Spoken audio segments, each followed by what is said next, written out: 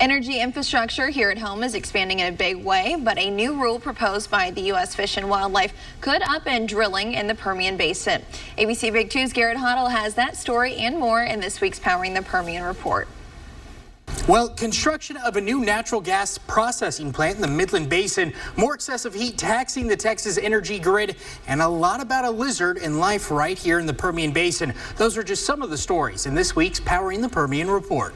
Pinnacle Midstream II, an independent energy infrastructure company, is expanding in the Midland Basin. The company announcing the construction of an additional natural gas processing plant, or Train 2, with targeted commercial operation expected during the fourth quarter of 2024. The expansion doubles the company's operating processing capacity in the Midland Basin to more than 440 million cubic feet per day. Pinnacle also says it will expand its gathering and compression facilities in Midland, Martin, and Glasscock counties.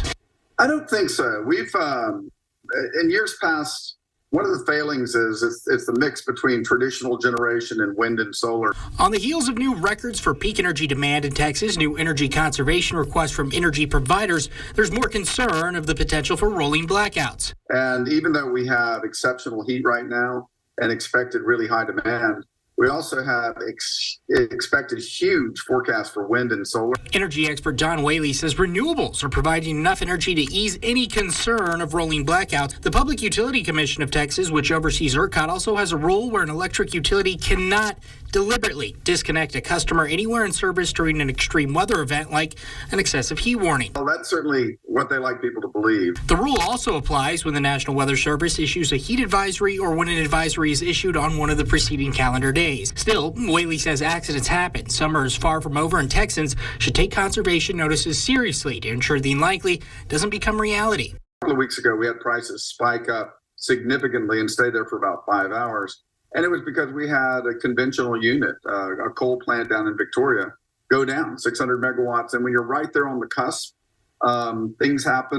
Lastly, U.S. Fish and Wildlife is proposing to place the dune sagebrush lizard, a species of lizard found only in New Mexico and West Texas, as endangered. If implemented, it could impact energy and infrastructure projects within the Permian Basin. Texas Congressman August Pfluger is responding by introducing the Lizard Act, or limiting Incredulous Zealots against redistricting drilling act, to strike down the rule. The congressman saying in a statement the move is part of President Biden's agenda to kill the fossil fuel industry.